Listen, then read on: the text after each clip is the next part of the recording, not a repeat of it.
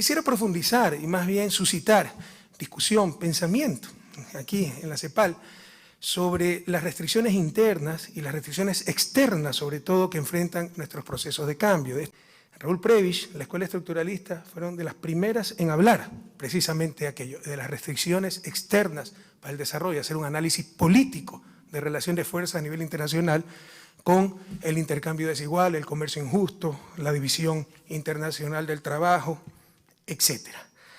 La pobreza en América Latina no es fruto de la escasez de recursos, sino de la inequidad, porque es la causa de la pobreza en nuestra América. Hay suficientes recursos para superar la pobreza, pero con los niveles de inequidad que tenemos, existe todavía pobreza generalizada. Pero esta inequidad, a su vez, es consecuencia de las perversas relaciones de poder, donde pocos dominan todo. Cambiando esas relaciones de poder al servicio de las grandes mayorías, a través de procesos profundamente democráticos, los impresionantes cambios ocurridos son consecuencia básicamente del cambio en las relaciones de poder.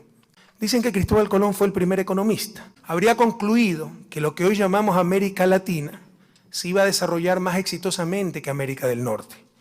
Mientras que en ambas regiones abundaban recursos naturales, en la primera tenía más recursos naturales, o al menos igual cantidad, pero ya existían sociedades bastante consolidadas, civilizaciones como los incas, mayas, aztecas, y con importantes adelantos tecnológicos, en tanto que en Norteamérica contaba con sociedades seminómadas, con bajos niveles tecnológicos y organización social. Este es uno de los grandes enigmas del desarrollo. Y las respuestas son múltiples y complejas, pero sin duda, una de esas respuestas es la clase de élites que dominaron y dominan aún a nuestra América. Aunque en forma tardía, insuficiente, alguna vez equivocada y con claro sesgo ideológico, un interesante análisis del efecto del dominio de las élites y las instituciones que crean en función de su propio beneficio lo realizan Acemoglu, profesor del MIT, y Robinson, profesor de Harvard, en su libro ¿Por qué fracasan los países? De una forma más elegante, entre comillas, es decir, con análisis econométrico multivariable, y para el caso de Estados Unidos, Martin Gillies de Princeton University y Benjamin Page de Northwestern University, en su investigación Testing Theories of American Politics, Elite Interest Groups and Average Citizens, demuestran que quienes gobiernan no son las grandes mayorías, sino las élites económicas. Tal vez a estos ilustres investigadores les hubiera bastado leer al protoeconomista francés, en ese tiempo no había economía como ciencia, al protoeconomista francés liberal para más señas, Frédéric Bastiat, que hace casi 2 siglos ya aseveraba, cito: cuando el saqueo se convierte en un modo de vida para un grupo de hombres viviendo juntos en sociedad, estos crean para sí mismos un sistema legal que lo autoriza y un código moral que lo glorifica, cierro cita. Queridos jóvenes, el desarrollo es básicamente un problema político. El problema fundamental es quién manda en una sociedad, las élites o las grandes mayorías, el capital o los seres humanos, el mercado o la sociedad. El más grave daño que se le ha hecho a la economía es quitarle su naturaleza original de economía política. Nos han hecho creer que todo es un asunto técnico y al hacer abstracción de las relaciones de poder dentro de una sociedad, nos han vuelto funcionales a los poderes dominantes. Parafraseando a ese gran economista John Kenneth Galbraith, el economista que no toma en cuenta las cuestiones de poder es un completo inútil. América Latina ha estado históricamente dominada por élites que excluyeron de los beneficios del progreso a las grandes mayorías e incluso con sus actitudes rentistas impidieron un mayor progreso para ellas mismas.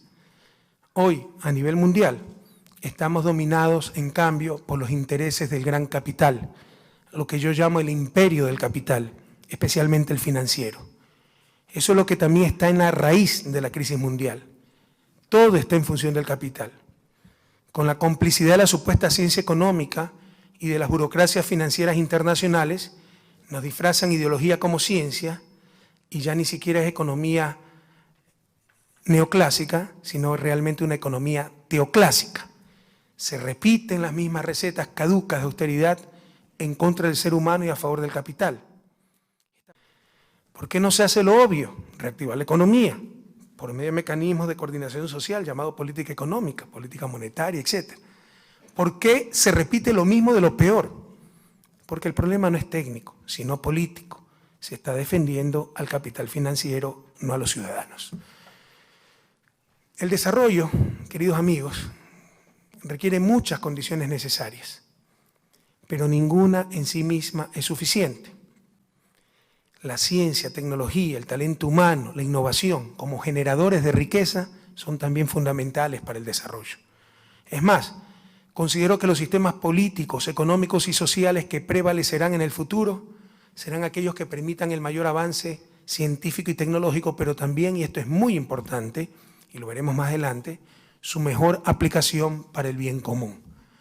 Con la impresionante generación de conocimiento a nivel mundial, los países que no generamos conocimientos, no solo que seremos cada día más ignorantes en términos relativos, sino que también seremos más dependientes de lo que producen otros.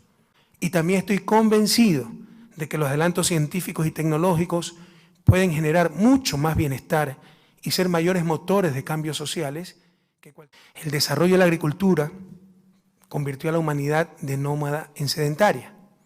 La revolución industrial la transformó de rural en mayoritariamente urbana.